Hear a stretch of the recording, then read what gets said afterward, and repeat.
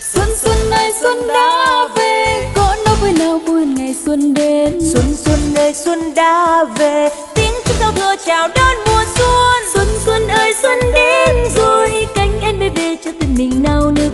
Xuân xuân ơi xuân đến rồi, những đôi mây vang chào mừng xuân sang. Nghe âm vang bao câu chúc yên lành, Đất nước gươm hoa yên ấm an vui, bao em thơ khoe áo mới tươi cười, chào một mùa xuân mới.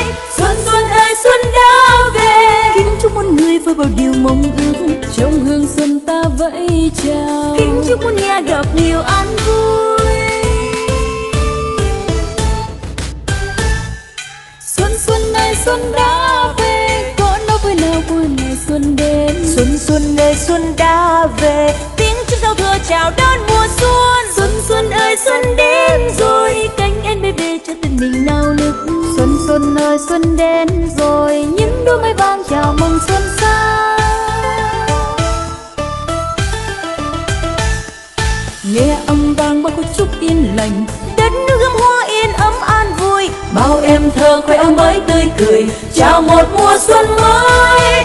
xuân xuân ơi xuân đã về. Kính chúc muôn người với bao điều mong ước, trong hương xuân ta vẫy chào. Kính chúc muôn nhà gặp nhiều an vui.